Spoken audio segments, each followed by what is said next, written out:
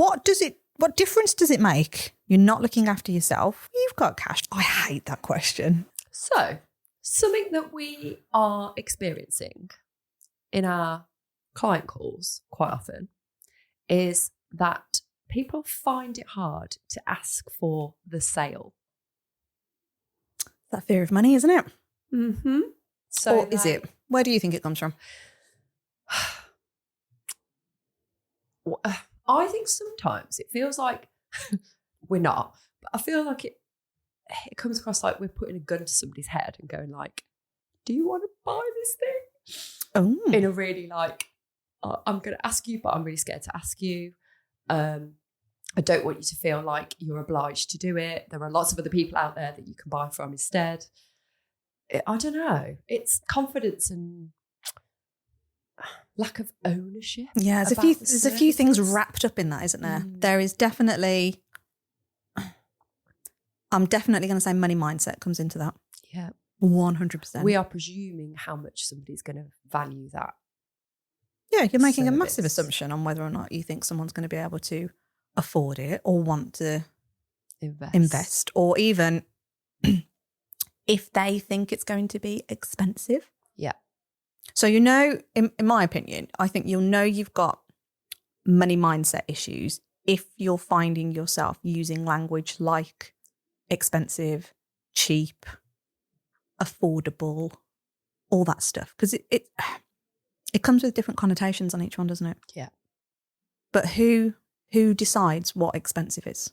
Yeah. And we've had lots of conversations about this through this podcast about that value of something. And it can be something relatively cheap. Like we did an episode where you were talking about a bottle of Coke that was £2.50 and it was too much in that particular scenario because you didn't see the value in it. And it's exactly the same for us as, say, dog trainers.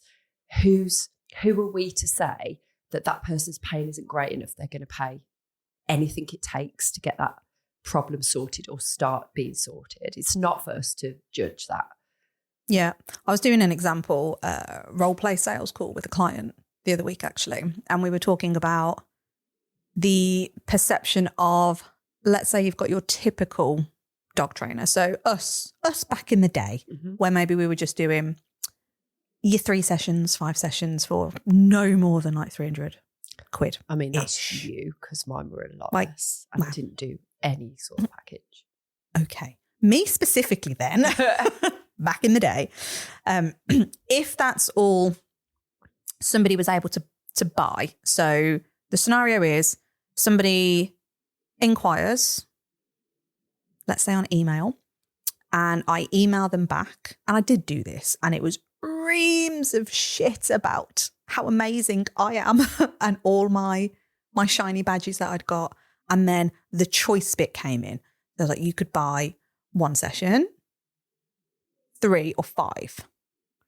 Why they're odd numbers, I don't know. But that was the thing that we did. It is always odd numbers. Yeah. But that's what you could buy. So I can't even remember what the 1 session was, like 90 quid or something. So that when you prorated it to the 3 or 5, it made sense to buy in bulk. But still presented as sessions. So if you've then got a client coming to you and that's your presentation back, well, their experience of that experience is going to be one way of looking at it. The next opposing side of it is same scenario. They've emailed in, maybe asking how much, maybe just saying, here's a little bit about the situation. This time round though, if there's a phone number, I'm going to immediately call them, which I know for a lot of people is like, oh my God, I have to speak to someone. And again, I did feel like this back then. I didn't enjoy it. But it makes a difference because then that receiving person, that potential customer is going, oh my God, like you've actually picked up the phone to have a conversation with me. Amazing. And if there wasn't a phone number, I'd ask for it. And I would position it and I would frame it differently to go, thank you for sending that inquiry through so that I can help you to the best I possibly can. It'd be great to have a conversation so I can understand you more and really leaning in on that understanding. So already, option 1 and option 2, which do you think comes across better? Option 2. So now we're in a position of oh, we want to understand someone. And that client is already feeling much better. Like they feel like they're going to be heard and they've got the chance to actually get some stuff off their chest. And actually, you're probably the only person that's actually wanted to have a conversation about it and listen to their real struggles and how it makes them feel as well. Yeah. But this is kind of the next part of that conversation, really, isn't it? Is discovering those struggles and pains. Yeah, well, this is it. Because, I mean, arguably, I think for a lot of us, we go, ooh, now imagine in that option 1, if somebody came back and said, yep, I'll have whichever one, the 1, 3 or 5. I'm like, yes, ka-ching, made a sale. But I don't know what I'm walking into, which happened a lot. I have no idea the whole situation because all I did was go, here's about me. You've said you've got a dog problem. I can help with pretty much every dog problem because I didn't have any messaging out. I didn't state what my expertise was in. And I was chasing the cash. And also, the only information you've got is on an email that it can be interpreted one of two, many ways, really. But that's all you've got. And it never is how it really is on an email, is it? No idea at all. Didn't even know if I'd like the person, nothing, because all I was interested in was getting that sale. But then that option 2 bit comes along. I'm like, oh, now I can have a conversation with someone and now I can understand you. And the scenario I think I did in the role play, casting my mind back now with our client, was somebody inquires and let's say it's for loose lead walking. Now, in your mind now, cast your mind back to an air quote normal dog trainer, or how we both used to work, even though yours was puppy. What would be the initial things that would come to mind? Like, could you help with loose lead walking? Yeah. And what would you be thinking during that conversation? You may not have had a conversation, but what would have come to mind first? Loose lead walking. So all the dog stuff. Yeah. Yep. I can do that. I can teach someone how to loose lead walk. Yep. And how long would you say it would take? I could do it in a session. Yep. So you only need like 1 session, loose lead walking, bang, done. Yep. Now, scenario 2, same problem, it's loose lead walking. Now, let's assume you've now asked some questions. So what's the scenario? Oh, dog's being a pain in the backside. They're loose. They're loose. There is no loose lead. It's just non-existent. Okay. They're pulling all the time. Let's do it. Ask me. Oh, we're doing this. Yeah. Okay. I feel like I need to do my whole spiel now.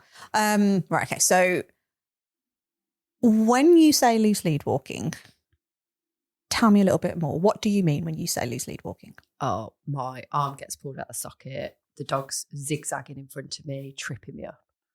Okay, great. And how long has that been going on for? What's the dog? 8 months. Probably like 6 months now. Okay. I missed a bit because I would have normally asked this at the start. What breed is the dog? Staffy. Staffy. Okay. So mentally, we're going Staffy. I can expect a bit of pulling there. Zigzagging, 8 months. Okay. Maybe there hasn't been any training. Now, I know a lot of people that would ask on that sales call, what have you tried before? Oh, yeah. Oh, yes. I hate that question. Do you know why I hate that question? Go on. What difference does it make? Because aside you from might then not do these things. Aside from ultimately making the person feel like shit. But what have you tried before? Because it is going to come with a tone. It doesn't matter how, like, even if you're really conscious of that tone, it's like, okay, what? I can't even do it. What have you tried before? But actually, almost, not only what have you tried before, who have you tried it with? Oh, that God. person then almost sounds like a failure for not achieving the desired result. Yeah. But actually, that's your, what's the word I'm looking for? That is your, like, imposter bit coming through and going, oh, well, who have you tried that with before? Yeah. Because maybe I'm not as good as them. Or actually, on the other side of it, I'm better than them. I'm better than them. So, yeah, I'm not surprised you didn't get anywhere with that person. Yeah, I've heard that before about them. Yeah. And it's so easily done, isn't Yeah. it? I'd be lying if I said I haven't done that. I've thought that. I haven't thought it. I've said it. I don't think I've said it, but I've thought it. I've said it. It's that person. Right, okay, I get it now. Yeah, I've said it. I'm better than that but it's not good. No, it's not good. It's Even not if you just good. think it. If you don't say it out loud, it's still not good. No, it's not good. Okay, so so in that scenario, then we've got your staffy zigzagging 8 months. We're not going to ask them what they've tried before. We're not going to ask them who they've worked with as well. But we might go, okay, so how is that dog's behaviour making you feel? I actually don't look forward to any walks now. Okay. And what impact is that having on your relationship with the dog? We've got zero connection outside. Like all he wants to do is pull to get to sniffs and dogs and people, and he just couldn't care less about me. And how does that make you feel? Really, really shit. Who else is this behaviour impacting? Well, my husband really, because he's the one that has to do more of the walks. Okay. And he's like fed up with it as well. When you say fed up, what do you mean? So we basically have conversations about who's going to do it because no one wants to do it, and we end up having a row. Okay, then. So how would you say the dog's behaviour with this loose lead walking is impacting your relationship with your partner? I would say that we are bickering like most days now, and we used to get on really, really well. And we both wanted this dog, and now we've had conversations that we both don't want the dog. Okay. So how much longer do you think you can go with the dog's behaviour as it currently is? At the moment, I feel like not very long. I'm done with it. Okay. When you say not very long, if you had to put a time frame on it, what would it be? A month. A month. Wow. Okay. If something doesn't change soon. Yeah. Okay. We've considered like looking into rehoming him as well. Wow. So hit pause on that then. So already, can you see how much more information you've got from that call just by having a conversation with someone? Because immediately, if we do the normal, air quote, dog trainer thing of, it's loose lead walking, I can do that in a session or two. Or certainly we've had this as well, haven't we? Like when we're talking about longer term programs for people, but I can do that in one session. So it's only loose lead walking. Yep. So I'm going to lose that client because if I'm only offering, call it even 5 sessions, if that's your longer term version, and you can do it in one, they're not going to buy it. They're not going to buy it because it's loose lead walking. You can just do it in one session. But already for me, the feeling I'm getting from this particular person, this potential client is this dog is going to get rehomed. Like her relationship is on the brink. You can just imagine it, can't you? Yeah. Like you can really feel that. And do we honestly think that going out and seeing them once is going to be the answer? No. And what we do need to remember here is that as the dog trainer, you could potentially get that dog walking on a nice loose lead in one session. Yeah. Give that dog back to the owner. Do you think that's likely to continue? And also, let's look at all the other stuff that we go into when we talk about like proofing and, reinforcing the behaviour in all different locations and environments. Do you think that is going to happen in one session? No. And do not say this to clients, by the way. I've seen people do this. Yeah, absolutely. But it's that you can sell the dream and say, yeah, I can do that in one session. But reality says that owner is then going to train a hop, which is probably what's happened before you. And that's why the other person whose technique was probably completely legitimate didn't end up working, because there's no accountability, there's no further support, there's no let's try it in all these different places. Mm-hmm. So for me, a loose lead walking issue can be months long on its own. Yeah. With nothing else involved, because you have to work at like that relationship breakdown. You almost become a counsellor. How many of us say it's emotionally draining because it affects not only the dog, it affects the humans, it affects the family members. You're taking that burden on, and you should be, because that's your role as a mentor, a coach, whatever you want to call it. That's what you should be doing. And if we're delivering an awesome service to our owners, then that is exactly the role that we're positioning them ourselves at, or it should be. So therefore, why are we scared to sell it? Or why are we scared to offer something longer than one session? Yeah. This is it. And if you're not having conversations with people, you are not going to understand this. And I'm remembering the role play I did now. I kind of used my example because this was very real for me at the time. The only difference was I knew what to do about it because I was a trainer. But having the huskies, lead walking, expecting a baby, a pram is now involved in that walk, no time, busy. That was a big problem. That was a huge problem. Now, the thought process behind money and everything and taking it back to how we started this episode, if I know that about a client or even in the Staffy example, like there are really big pain points there. Like you've got a relationship breakdown and then you've also got a fear of something that hasn't happened yet, but the overwhelm of a pram and a baby and dogs, plural, like all this stuff that's happening. So when we make assumptions that something could be expensive and maybe it only needs to be a one-off session, well, A, we're not just talking about one-off sessions in either of those scenarios, even though they've both rang in with lead walking being the issue. And secondly, there's time pressure on both of those. Huge amounts of time pressure. So if your solution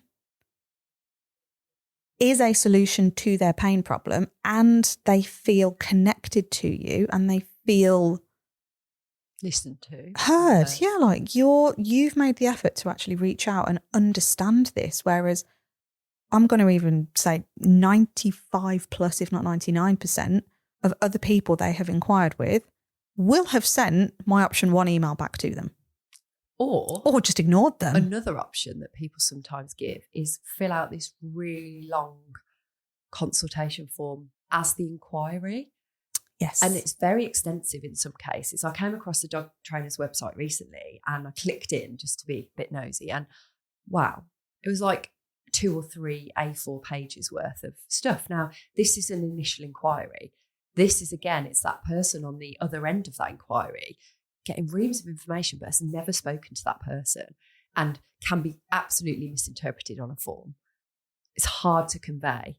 They're not going to ask them how it makes them feel. I'm pretty sure. I'm assuming it's not going to ask them how it's affecting their relationship at home. They're going to say, what have you tried before? Like all of those things that we've just talked about that aren't relevant. Yeah. But maybe in their head, they're relevant.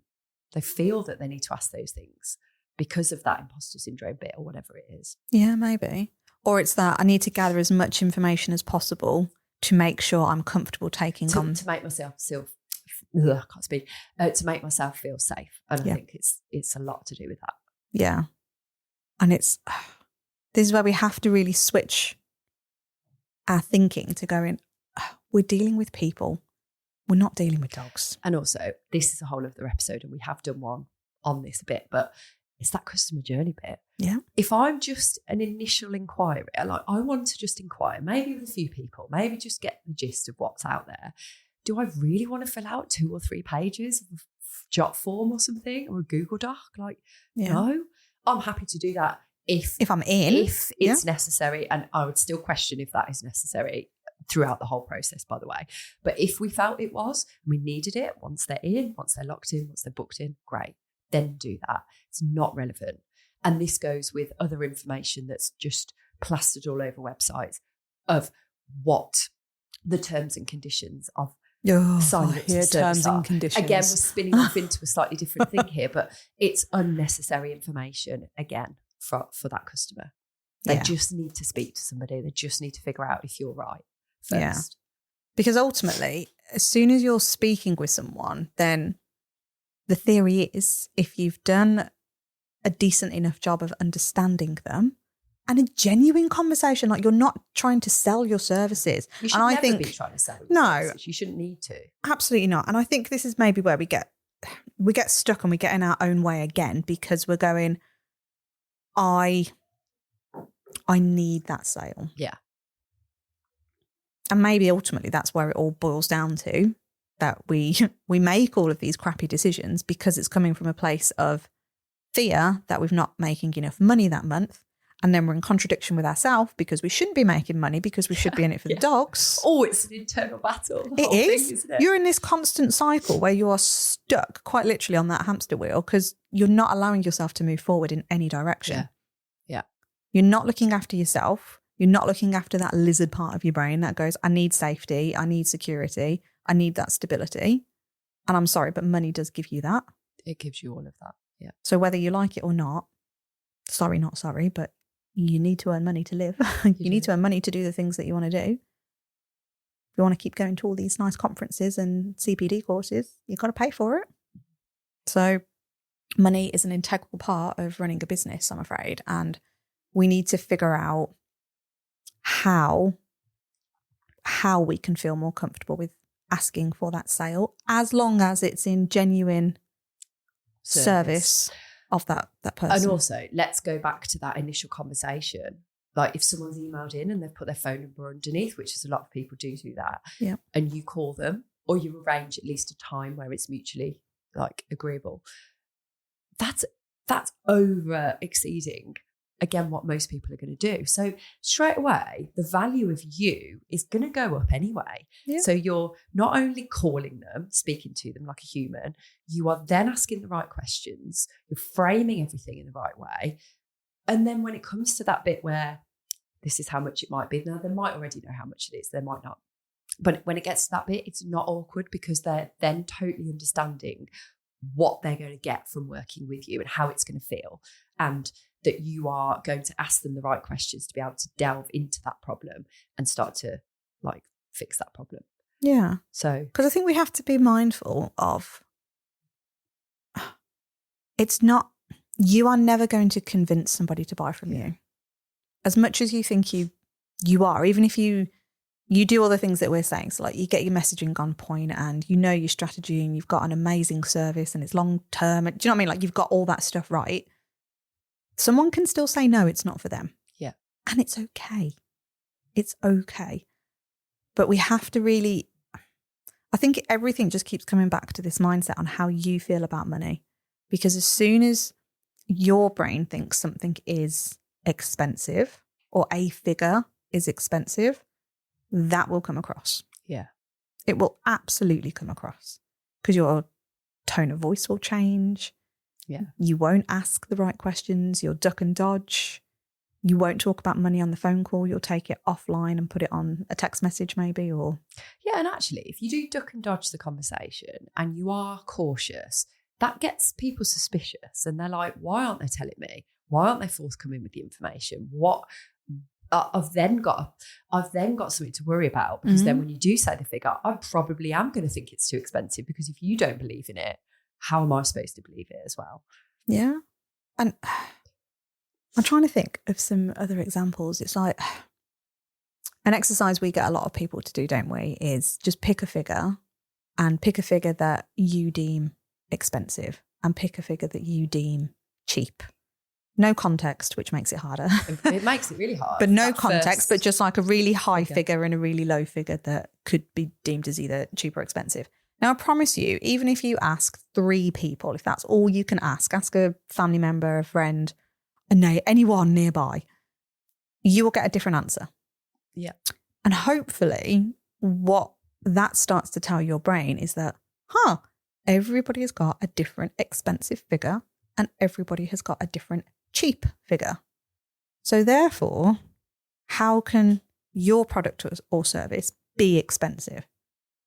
Because what's expensive to one person may not be expensive to somebody else. Yeah. And I think there is a lot of judgment and assumption that goes into price points as well, that for your expensive figure to be paid, you must live in an affluent area. Oh, yeah. Now, I can hand on heart say from experience, the majority of clients I have had over the years have not been in affluent areas. I would say that it's like a 90% non-affluent area to 10% affluent for me in that as well. Yeah. It's the small percentage from the affluent side where you would arguably go, you've got cash. Look at the house that you live in. Look at the cars that you drive. You can afford it. But even going to go as far to say the ones who have got the cash don't value it as much as those that do because they've had to really work to find that money and to know that they need to do it. And so they've had to sacrifice stuff. So they're like, I'm in. Like, if I'm doing this, I'm going to be in for the whole thing. and I have to make this work. So you almost get that kind of, attitude. Not all the time, but you do get that sometimes. So yeah. But the more you, as the business owner, let these thoughts creep into your services and how you're going to operate and how you're going to deliver this amazing customer service as well, it will impact your business. I mean, I remember the conversations we were having, not in the dog business, because we never had that issue in the dog business. Because I think we'd both made so many fuck ups separately that we got that bit right. But when CBA first existed, we were like, oh my God. Oh yeah.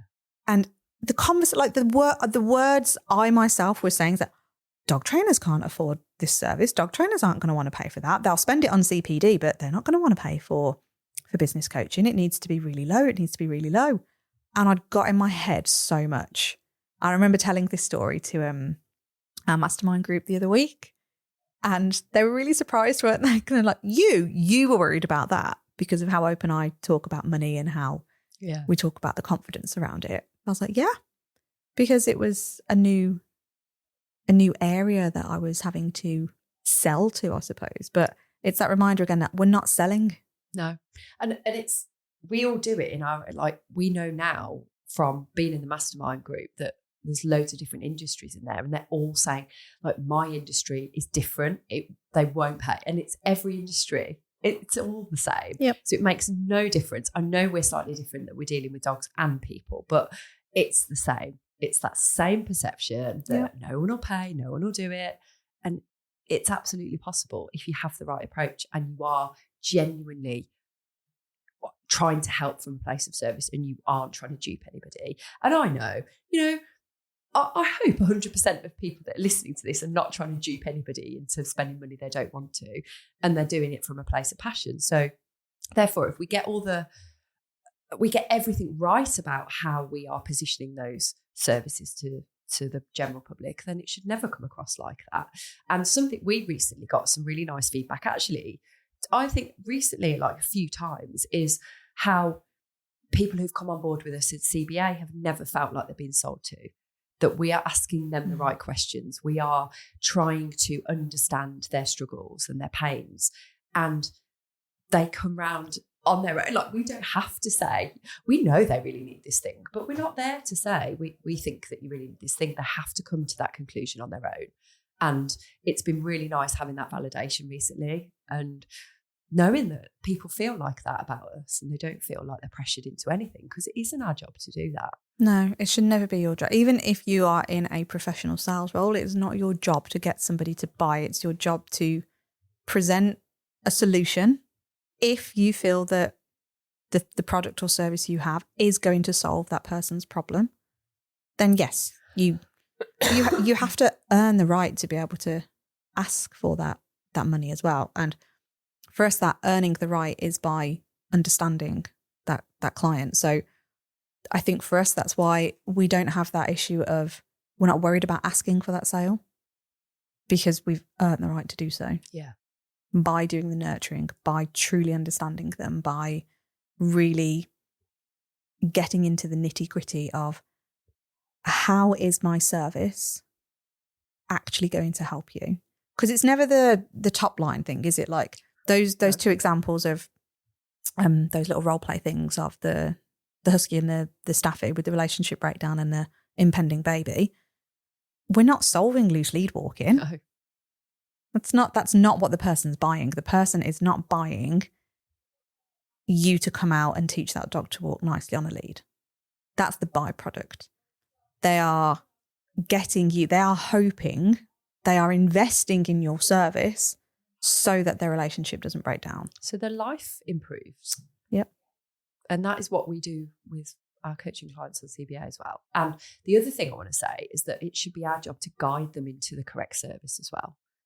So although there should be choice around these things, and if you offer loads of different services, then there might be too much choice. But if there are a couple of different choices, we would encourage you to guide somebody to the right choice. And again, if it's integrity involved and values and all of that stuff, then it shouldn't feel like if you're guiding them into the more expensive one, let's say, because that's what people are going to call it, that should be wrong. Like, why should it be wrong? If you really feel that more expensive or that higher ticket service is what that person really needs to get the result, that's what we should be doing out of integrity. And I've turned people down where they've wanted a lower investment service, and I've gone, it's not the right thing, I'm afraid.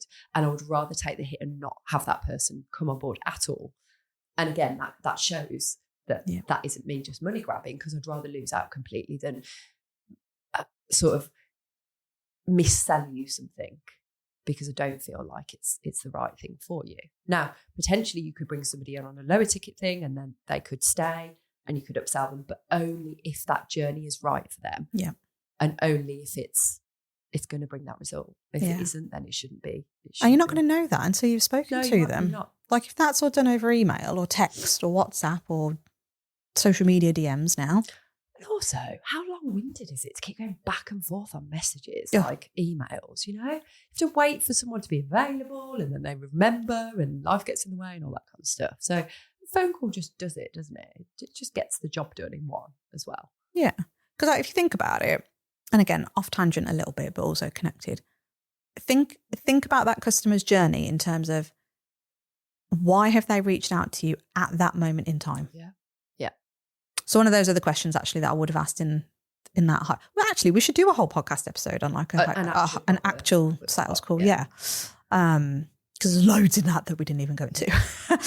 But one of the questions that I probably would have asked in that is looking into, I've totally forgotten what that question is now. We will have to come back and do an actual sales call. I knew where you were going with it and then my brain's... Yeah, no, it's gone. It's gone. It's fine. We'll bypass it. But no, ultimately it is finding out what is it that's going to set you apart. Oh, I know. The reason why somebody called you at that That's time, it. Thank you. Yes. So it's like, why, so what has happened now that's made you... What's the trigger for that? What's happened? Not a why question. What has happened that's made you want to reach out now? Because if that's been going on for 8 months, what's changed? Yeah. So something's changed. So you've got to the end, and again, like these are the internal thoughts, not what we're saying out loud. But the like something's happened. So something's got you to the end of your rope. Something's made you break. And if we can tap into that, that's you being in service. That's not being sleazy sales. That's you going, right, I can understand why you're feeling like that. And I really want to help. Here's my solution. Yep. And I'm not put a gun to your head. No. You can go elsewhere if you like. That's it. But it's this fear of if we lean in and go, oh God, like, that I hate this bit. Yeah. It's like, oh, and okay. Sometimes people say that. Yes. I hate this bit. Oh, okay, that's going to fill me with confidence if I'm the client. Yeah. Yeah. But I do understand the thought process because I have a skill set that can help you. If I can save your marriage, if I can make you feel more comfortable with that baby coming along, and that poor dog gets to have a better life, then we'll just do one session. Yeah. I can help. But you have to remember, like, you're not helping. Yes. Because that's not providing the right solution. And actually this kind of just, again, a little side thing here about the pressure of reducing if it's a program that someone's inquiring about and you're like, if they've said, can I just do one or can I just do a taster session first to see if you're the right person? And then we'll go from there. And how easy would it be for a lot of people to cave in at that point? Yeah. But again, we have to think about, why do we have the program? Why do we have the package in the first place? Mm-hmm. Like, where does that desire to build a package come from? And if you're then happy to break that apart and just do a one-off session, where does that fit with all of this like internal beliefs around helping the owner and helping the dog? So I think we've always got to bring it back to that, haven't we? Yeah. And as much as we know why, because it's that safety thing of needing money and not getting a sale and everything, but we just have to be so sure around everything we're creating. And that's where you might look at those services and go, do you know what? I need to rethink this whole thing now. Yeah. Because maybe I'm not comfortable with how I'm doing things. And arguably, to me, if someone's asking for a taster session, to me, like if I ever heard that, I would take that and go, right, Vic, someone's asking for a taster session. We're not doing a very good job at getting our message out in, they don't know what they're coming into. So we need to work harder at our messaging and our marketing, because that should never happen. Yeah. If you're doing that bit right, like, you should know what you're buying into on a company. Yeah. And you should take that as constructive feedback and go, oh, Yeah. okay, there's a little gap here that I need to fill. And that gap shouldn't be filled with like just try a bit of this, try a bit of that. Should be with a strategic solution to that gap. Yeah. Yeah. So I think the key points of this episode, I want to keep this one a little bit short and sweet. So right to the point. Packs a punch. It is just pack a punch. Money. Check in with yourself. Where are those fears coming from? And I would absolutely encourage you to do that exercise of like, ask a few people of what's expensive and what's cheap with no context. And I'd also ask you to think, does Amazon feel bad whenever you check out a basket? Yes. Does it ever go, I'm really sorry, but it's going to cost you 25 quid? It goes, no. Boom. You've It says thank you. It does say thank you. Thank you. Thank you for your purchase. Yeah. I appreciate that. Well, I may not appreciate it, but I'm sure they do. Yeah. But no, it's check in with yourself. Check in where that's coming from. And actually write these down. I think sometimes when you see your thoughts written down in front of you, you look at them in a different way, don't you? They suddenly go like, oh, why is that a problem? Yeah.